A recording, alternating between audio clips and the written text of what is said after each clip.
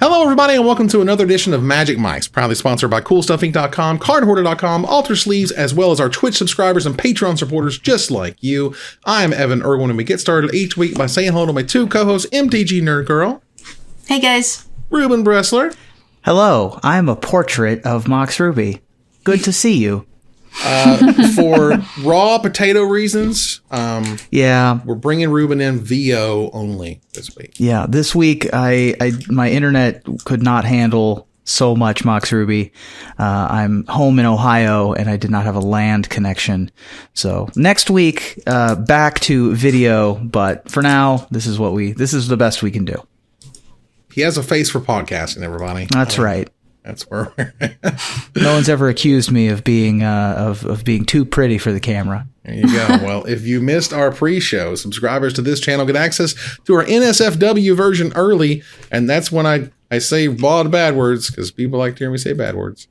And we kick it off with our first pick in our giveaway. Get your chance at $50 worth of anything at CoolStuffInc.com by typing !raffle in the chat. But subscribe first to get 2 chances to win, including with those Bezos bucks. And don't forget our raid at the end of the show to support a member of the community.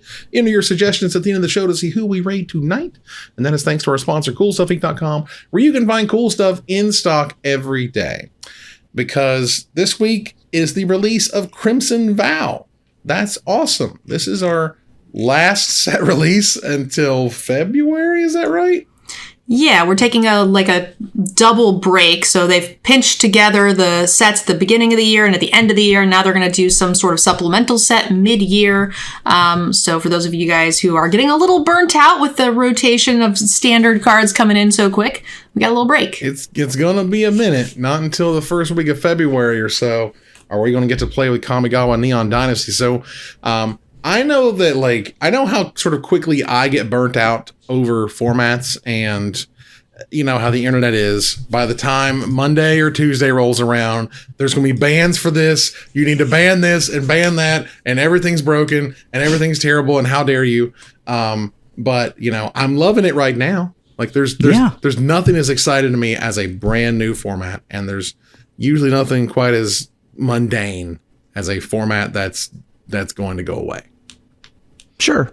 But the good news is that they can create more formats, quote unquote. They can make a quote unquote new standard when they decide to ban something, right? If we play with new standard for a month and a half and it's going great and there's a bunch of cool decks to play and everything's competitive, then they don't have to do anything. But if they find that it's, you know, a little old, if it's getting a little stale, maybe get rid of Chariot, maybe get rid of Epiphany, see what happens. So they have some knobs to tweak. Yeah, there are some options in there. I mean, at this point, NerdGirl, how are your, I know both of you guys, I've been able to play with the set a little bit. Not a whole bunch, because Wizards, I'm starting to feel at this point that on release day, you should probably give Wizards another 4 or 5 hours before you really jump in to play the new set. No offense to the arena guys. Look, I know you're doing a hard job. It's not easy. This is very expensive stuff with lots of pressure. God bless y'all's souls. But, you know, I also recognize that with a machine with this many moving parts, they have released the new update and things have stopped working. I want to say a couple of sets in a row now, but certainly this morning it kind of came to a crashing halt. Yeah, I actually, oftentimes, everybody's like, are you going to stream at 11:01 when the set's live? I was like, I'll maybe stream in the evening after Magic Mics. I don't mind, waiting a couple hours, maybe even a day for some of that to calm down. And honestly, I think people are a little over anxious. So when I'm streaming and they're having problems, especially if I'm able to play and other people can't log in, and people are just like, I can't log in yet. Can you log in yet? And they're just panicking, and everybody's like, I can't log in yet either. What's going on? And they're so upset. I'm like, guys, shit's just always broken. Yeah, just come back in 30 minutes. I promise you won't die. You're not going to be so far behind the curve you can't participate in the next tournament. But they'll miss out the 4 seconds of the new set that they could be joined. I almost never play the day of release. I'm thinking back, and it might have been a product of having done the early access streamer events, and I'm like, oh, I played yesterday. I don't really need to play tomorrow. But I don't think I've ever played the day of release. Those events were great because they usually save me a lot of wild cards. Because I would play with the 4 mythics or whatever and be like, wait a minute, this card is trash. And then, there have been times after that stopped where I've like crafted 4 or something and I go, oh God, I wish I hadn't done that because that was bad. But yeah, overall, and just so my very initial impressions of the set is that I'm having more fun with this in a limited environment than I did Midnight Hunt. It's not necessarily any individual sort of thing. I think the mechanics work really well together. As ugly as {FNCLiV} is, it's still Kicker. Kicker's still great.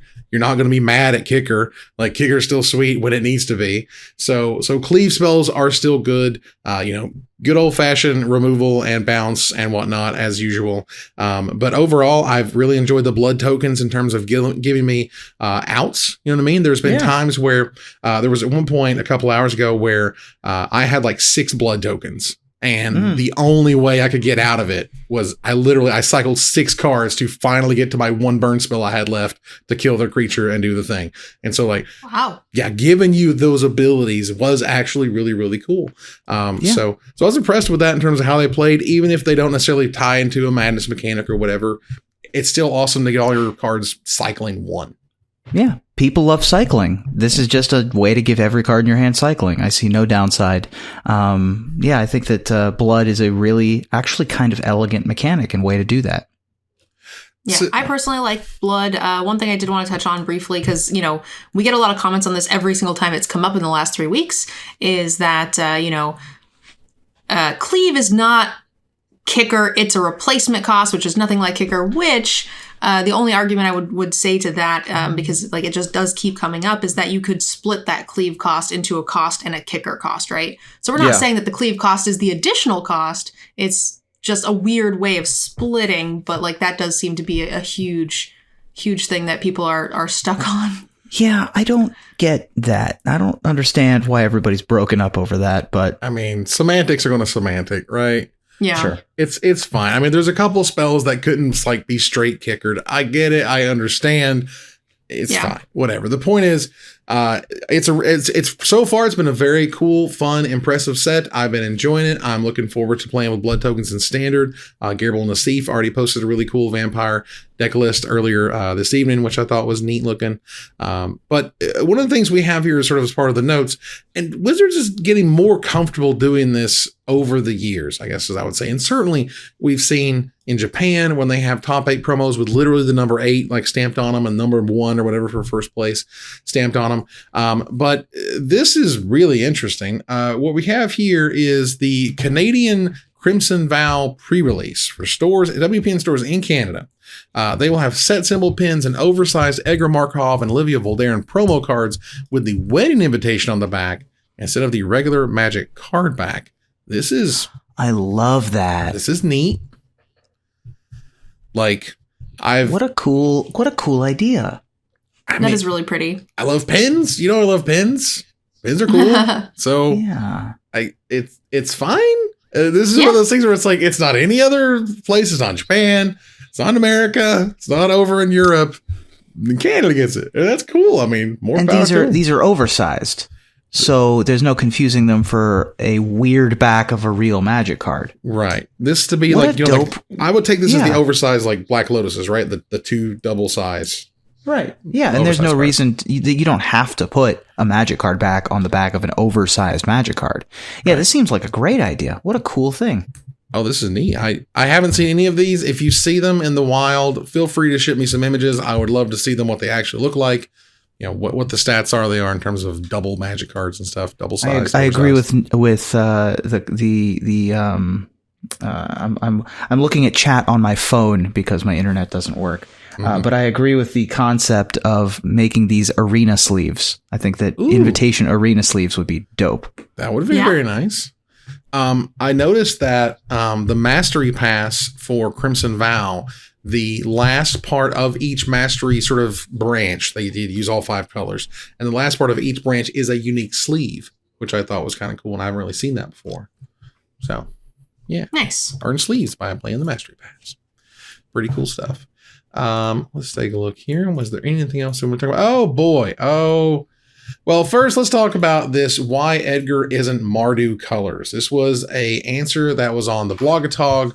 MarkRosewater.tumblr.com is the Blogatog. God bless him. He puts up with all sorts of questions day in and day out.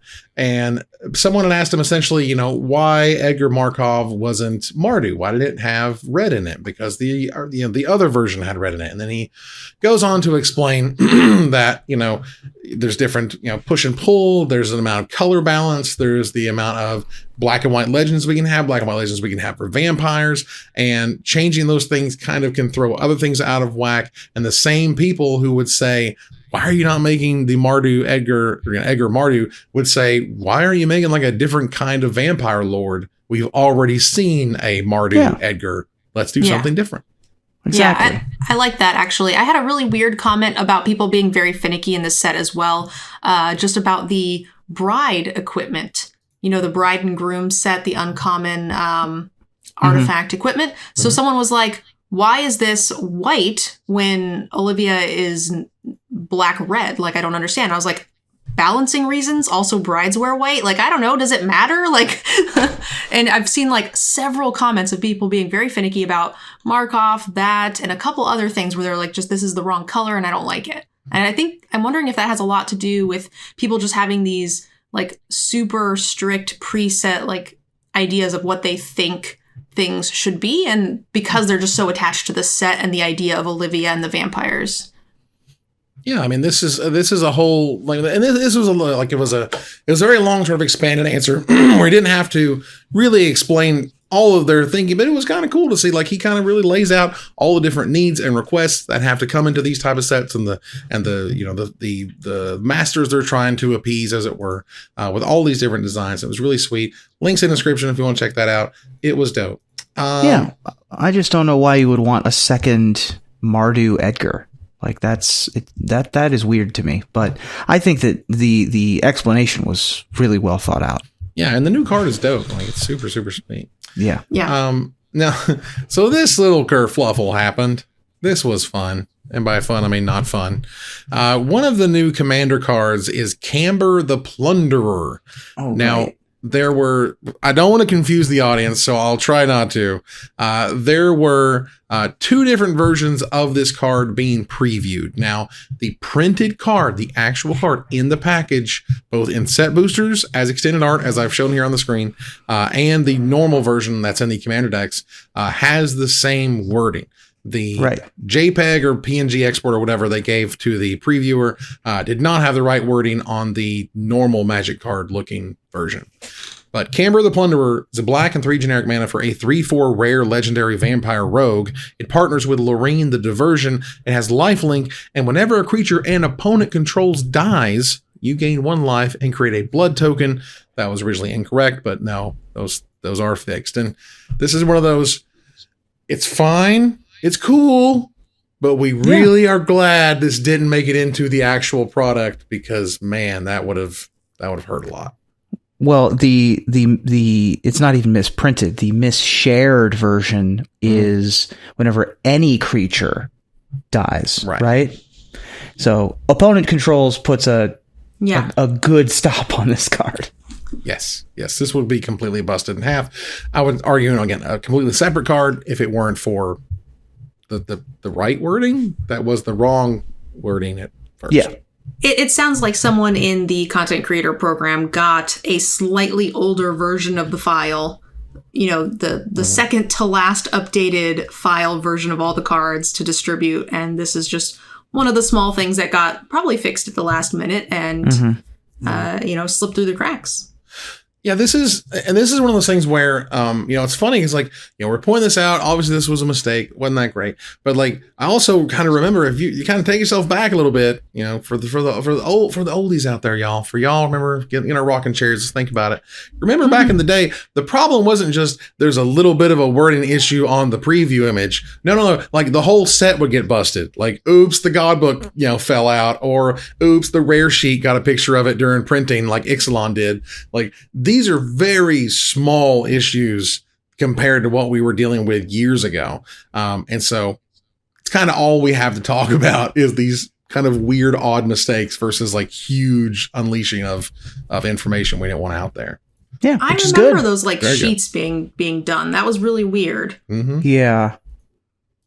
I mean, they've honed it. They've figured out how to do things so that when the mistakes that happen are this instead of, the God book or whatever. Exactly. Yeah. One of the things I wanted to note here, if we take a look at the Magic Online release notes for the set, this is where they basically have two different release version notes at this point, one for Arena, one for Magic Online. I still wonder.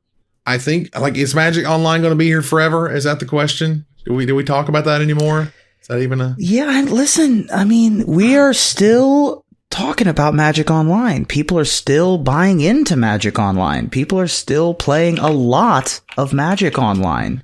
There are lots of Magic Online events. One of our great sponsors is Card Hoarder, whose entire business is Magic Online. I got contacted recently to promote some Magic Online stuff. Nice. There's a lot of Thanks for saying that I am worthy of being paid for advertising. That's awesome, man. That's great. No, I know. I was just being self-deprecating. But yeah, I mean, Magic Online is here to stay until there's another place to play Vintage, Legacy, Cube, and other formats that we don't get to play anywhere else. The OG NFT. Yes. Those are non-fungible tokens. That's right. Magic Online digital objects, everybody. Yep. I don't personally like Moto. I mean, I started playing it when it first came out, when you had like a little angel character and you went and sat down at a little table. With a little bird. Those things? The bird was in the chair. Yeah. So I remember actually demoing. I was volunteering for Wizards of the Coast at Comic-Con to tell people and show them Moto and stuff. And I still hated it. I hated it then. I still hate it. It's not friendly for me, but I get why people like it. Yeah. Considering like what they've done in the past, I would argue 3 to 5 years in trying to sort of clean it up, make it a little bit more clear. I think you can definitely recognize, in those years, that they said, look, we're not going to rebuild this from the ground up. They're not going to get Magic Arena resources. They're not going to get to, restart remake the wheel. So do the best with what they have. They put a decent paint job on kind of what you're there with, which. Right. And ultimately, they're going to keep going back in time, right? They're going to keep making new sets. Every time we go forward in time with a Crimson Vow, they're going to keep going backwards in time with a Hour of Devastation, right? They're just going to keep until we catch up to Pioneer, until we catch up to Modern, but that won't be for another 10 years. So Magic Online's at least going to survive that long. Yeah, I mean, and you can play Commander. You can play full-on multiplayer Magic. That is, I'm trying to think, is there any other way to play multiplayer Magic? Cannot play multiplayer Magic on Arena. No, certainly not. I'm just thinking was it Duels of the Planeswalkers? I don't think that even works anymore.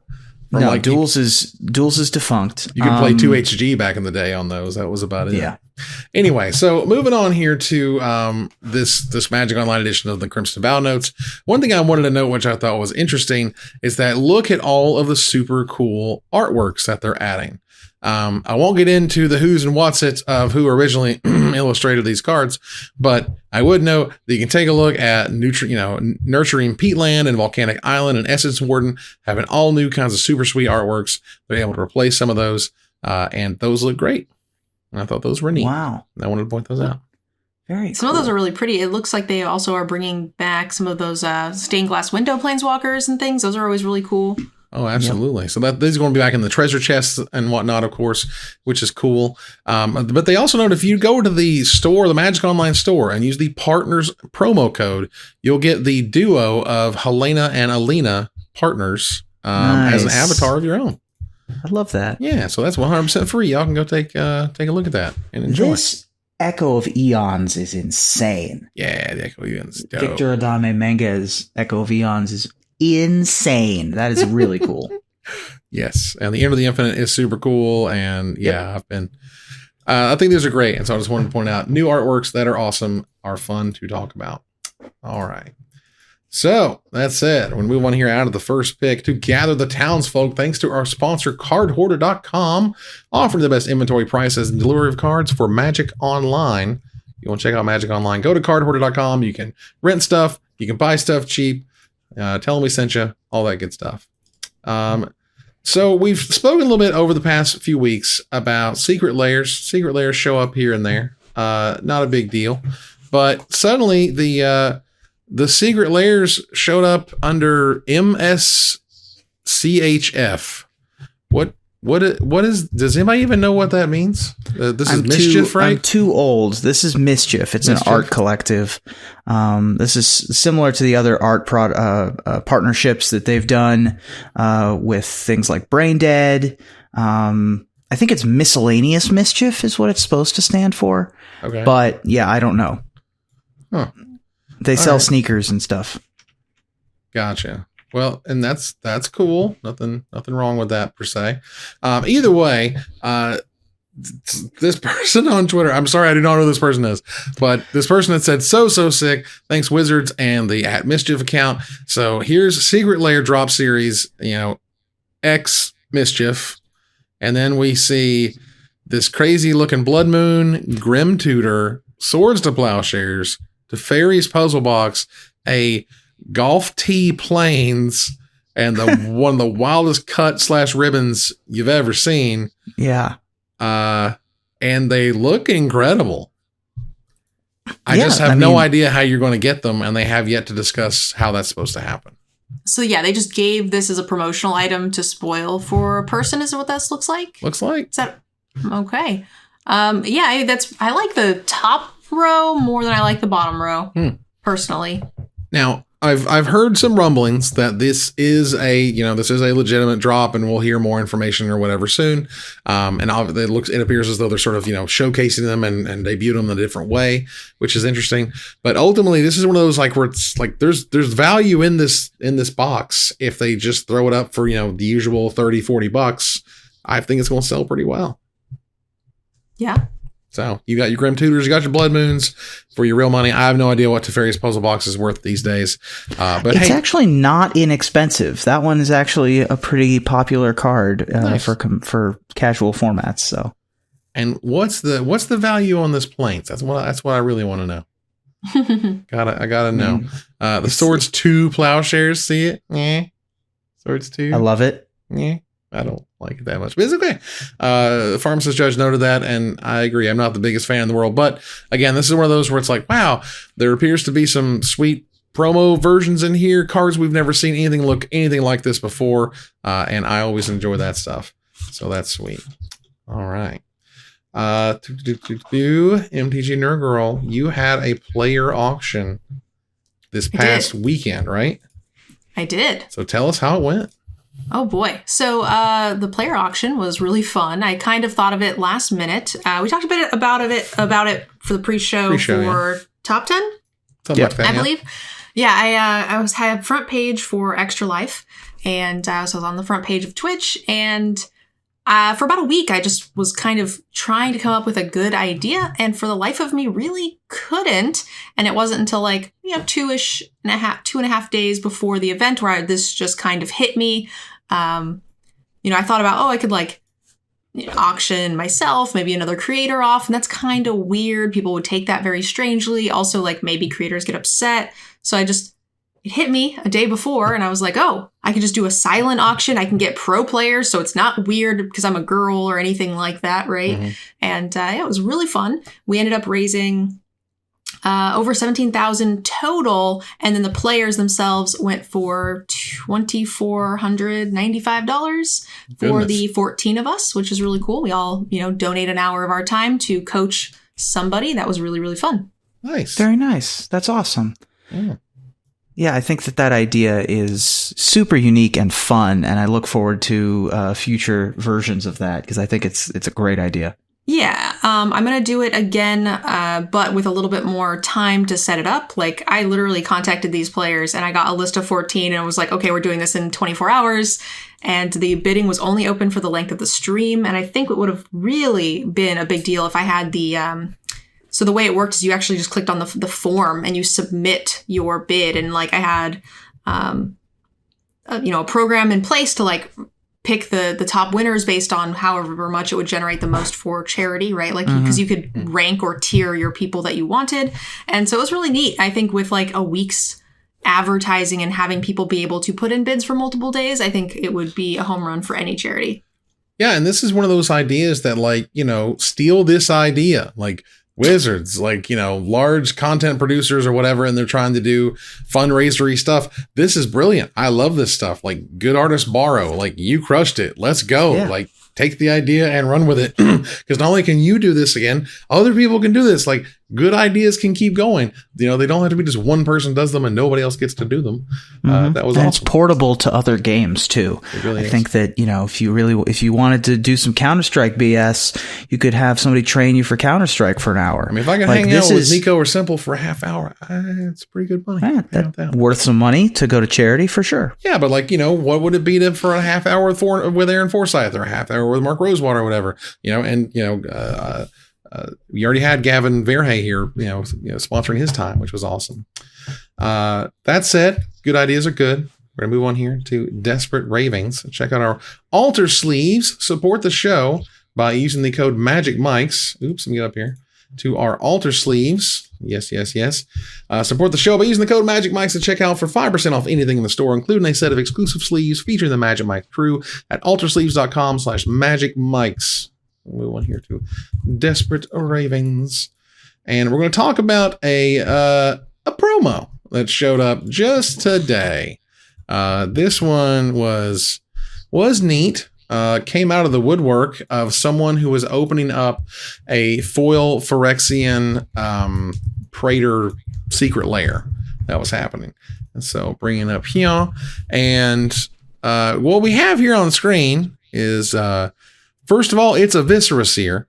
It's a mirrored Viscera Seer. Everything on this is mirrored, as if you put it up right to a mirror. The name is backwards in English. The art is flipped. The mana cost is in the top left. The power toughness is in the bottom left. All the words are backwards. But right there in the bottom right of the artwork, you have in gold foil number 77 of 100. What does that mean? Yeah, that is weird. So does that mean that there have been 100 Viscera Seers of this printing printed? Does that mean that there have been 100 mirrored cards printed? Does that just mean that Viscera Seer is one of 100 cards that has gotten this treatment and there are thousands of these out there? This is an enigma. This is a very cool thing, but there is literally no way to put a value on this until we get some more context. Oh, there's a way. Currently, well, I mean, sure. Well, currently they put it up for $1,000 for auction, and for $5,000 you can buy it outright if you'd like. Jeez. Yeah, and that's just in a vacuum. That one day may be the greatest deal of all time or the dumbest deal of all time, but this is literal sight unseen until now. Number 77 of 100. Now, what we're talking about here is what the sports card industry has done for a very long time, which is to make numbered, unique, individual versions of stuff. Now, the sports cards industry, they've gone completely ham, where at this point you get parts of people's jerseys. I mean, can you imagine opening a pack and you got part of the World Championships deck? Like literally a piece of a card was cut from their deck as part of the package. Wild. Right? That would be insane. But that's kind of part of what they do. But one of the other things they do is they do numbered editions of stuff. And they do this like day in and day out. Like it's a lot. It's not just for the players, it's for plays or specific like anniversaries or records being broken and all sorts of stuff they'll do. And, you know, this is the type of stuff that drives collectors nuts. And once, you know, people want at least one of these of the 100 that exist, if that is the 100 that exist in the world. Wizards is currently in the playing coy part of the marketing effort, which is they just let it in the world. We get to chitter chat about it. They're not going to define it, and that's okay. So we can talk about what it actually may or may not mean. But what I feel that it means, and what we've talked about here on this very podcast for years and years and years, is that Wizards is not going to stop until something fails. Everything they've done has worked. They've made over $1 billion in revenue year to date. Over $1 billion. That's a lot of dollars. And their profit margins are insane. And they are a giant portion of why Hasbro is doing as well as it is. So when you see these types of things come down the pike, no one's like, I certainly don't see no weird outrage. I don't see anybody pissed off. I see everyone excited about getting a new collectible in Magic. Right. Yeah, I think that on the one hand, we haven't seen anything fail. On the other hand, neither did the comics industry until it all fell apart, right? Neither did the baseball trading card industry until nothing was worth anything anymore. So there will come an end time to all things. We will experience the heat death of the universe. But before that, Magic will probably go out of business sometime in the next 10 to 150 years. That would be my assumption, right? We don't know when the last Super Bowl will be, but there will be a last Super Bowl. And Magic will go away at some point. Will it be a product of their own destruction? It doesn't seem like that's going to happen. Like, if COVID couldn't kill Magic, if Mark Rosewater couldn't kill Magic 45 times, certainly a backwards Viserys here is not going to do it. Yeah, no, I'm certainly not saying this is the end of any worlds or anything. And, but it's also one of those things that, you know, again, I lived through the 90s. I was a comic book, like, you know, fiend at the time. I read Wizard every single month. Like, I had multiple subscriptions to multiple comic book shops so I could get every single variant that I wanted at the time. And there were gold variants and hologram variants and foil and black, and they were in bags and they had stuff in them, and they had stuff that you could send away to get other special promo stuff. So you had to buy 4 or 5 different comics to send away for the one special thing. I did all of that. And it's fun and it's exciting and it's interesting until it's not. And so, you know, when we find that outer limit, it may be very painful. But again, right now, like they're pushing the pedal, and we just keep going. Just keep going. This small, like, little card, right, just kind of popping up is not an issue for me personally. I just think that the amount of crazy products that are being pumped out at such a insane rate, it's very fatiguing. Like, even though I don't collect super heavily, you know, in the realm of, like, you know, secret layers and things like that, but it's like, okay, well, now we've got 3 different versions of fat packs. There's like special fat pack, limited edition, magical pixie fairy dust fat pack, whatever.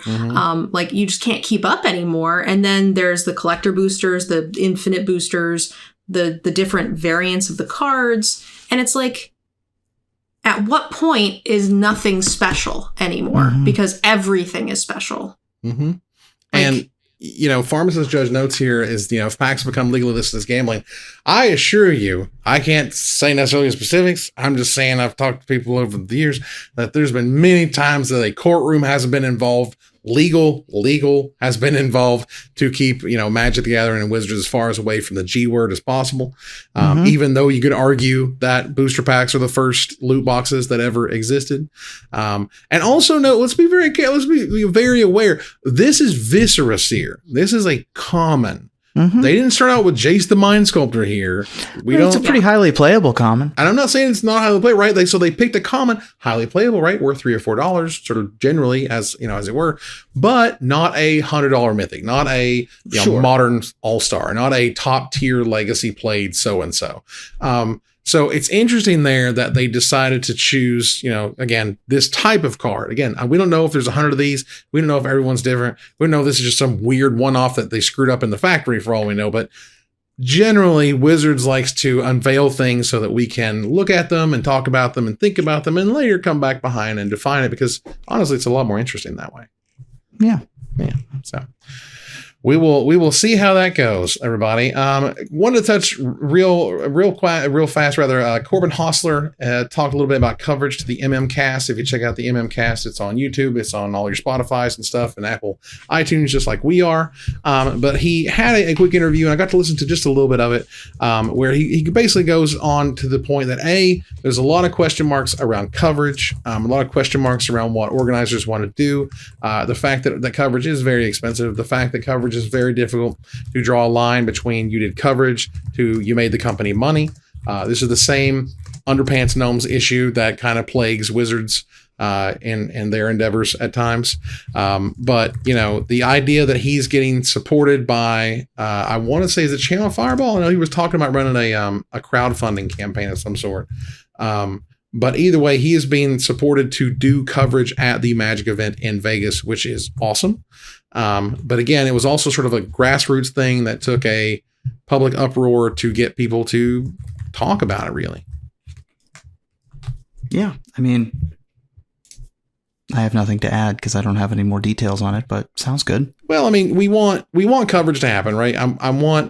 I love live coverage. I think it's brilliant. And Lord knows, if you want to see a rant, go back and check out last week's chitter chat about. Just going to say, what else can we add that you didn't already shout into the universe last week? Well, I had fun shouting in the universe. All right? No, it was great. I'm just saying that, how do you want to go again or? No, I don't. I still want to. I thought it was a cool interview, basically, and I'm pointing towards. It was cool. The interview. It's nice to hear Corbin talk about stuff. It's cool to hear that. It's cool to hear people who aren't me screaming and hollering and stuff because I'm crazy. But I'm passionate about this stuff. I want this stuff to exist. I love that this stuff does exist, and it's nice to see someone still pushing for it. No one told Corbin to do that. He didn't have to come out there and say, I want to do this, have to come out there and say, I want to provide coverage for this, and that's the thing he did. So that's great. Real fast here in the splash damage world. And this is something that the Flesh and Blood TCG likes to do. And Wizards of the Coast, ironically or not ironically, I don't know. But Wizards of the Coast, 100% does not do this. And it's always interesting to me when you look at it and you see Flesh and Blood say clearly, hey, this set is officially out of print. There'll be some stuff that goes to distributors. You might get some stuff here and there. But overall, this set is gone. And here's the thing, everybody. This already happens to Magic. It happens to Magic sets all the time. Hell, more than often these days because there's more Magic sets coming out. But, there are these times where they'll come out and they'll be like, hey, last call for so-and-so, whatever the set happens to be, Throne or Ikoria or whatever set goes, on by the way. But they don't tell the world. And it's interesting that when Flesh and Blood do this, basically every single sealed box goes up in price. Just immediately. And it's kind of interesting that Wizards has never actually, that I can recall, done this specifically. Yeah, that is interesting. I mean, that would be a good way to make the product itself go up in cost, but that doesn't necessarily affect them. It doesn't. Yeah, right. But you're doing something to the market, right? You're getting people excited. So I'm wondering if Flesh and Blood has more of a hand in the cost of it. So maybe they have more backstock that's going to be out of print and they can charge distributors more. And I don't know, maybe if Wizards is not quite set up to do something like that. Generally, and Pharmacist Judge notes it's at the distributor level, and it 100% is. And generally, it doesn't sort of go up on that level, as it were. But, once your store gets it, they're able to change the price to whatever they like and get it that way. Distributors usually don't fluctuate their prices like that because it's just not worth it in the short term. It's better for them to just move as much product as they can at whatever price it is. But regardless, it's weird. To me, it's almost like Pavlovian. I see something like this. I'm like, oh man, I should go buy some Arcane Rising. And I'm like, I don't even play this game. What am I talking about? Right. But it's out of print. And if I could find it somewhere in print, I can get it before it's out of print, right? And I feel like if you had done that to Commander Legends or Zendikar Rising or whatever it was, people would be like, oh, snap, I want to buy me some Sealed of so-and-so because it ain't going to be here much longer. And that's just kind of a thing that Wizards has never really done. Yeah, it's interesting for sure. I mean, Wizards hasn't shown print run data since the 90s, if I recall that correctly. Yeah. For how open they are and how much money they make, they actually are kind of a secretive institution. Oh, we certainly know that from the people who have worked there before. Yeah. And and secrets are part of what they deal in, so I certainly understand. Let's turn the corner. There's entire layers of them. Oh, Lord, yes. We turn the corner here to the finisher. Dude, the wedding of the millennium is here for Crimson Vow. Olivia and Edgar are tying the knot, and you're invited to partake in the festivities. So what do you get the vampires that have everything, Ruben? Well, I like to give friends and family a gift that they'll use in their day-to-day life. So I plan to bring the new Mr. and Mrs. something that they'll use every single day. A direct line to Wizards of the Coast customer service. Nice. I used it today. Yeah, well. Nerd Girl? All right. Well, every wedding needs, or every bride needs something old, something new, something borrowed, and something blue. So why not I get them all four? And so I give them a play set of Delver of Secrets. Yeah, that's all the things. Nice. That's fine. Well, look, nothing keeps a couple together like chocolate. So I'll bring a box of Olivia's favorites, a chocolate blood orange, courtesy of Mr. Orange. Hey, that's you. That's me. That's the Mr. Orange. That's me, guy. That's me, dude. And that ends another live episode of Magic Mics. Thanks for joining us here to discuss all things Magic. Thank you, Nerd Girl. Thanks for having me, guys. Thank you, Ruben. Thank you. I'll try to be fully present next week. We're gonna work on that as best we can as we move on here to our final slide. I want to thank our sponsor, CoolStuffInc.com, our co-sponsors, CardHoarder.com, and Alter Sleeves, my co-host, Nerd Girl, and Ruben Bressler. You guys for watching and listening. I hope you support us at patreon.com/magicmics. Please follow, like, tweet, favorite, share, subscribe to everything social that tells people we exist. Catch us online on our Discord, twitch.tv at Magic Mics, on Twitter at Magic Mics Cast, our Magic Mics subreddit, and like the Magic Mics page on Facebook. Well, join us here next week. Same time, same place for another episode of Magic Mics. Good night, everybody.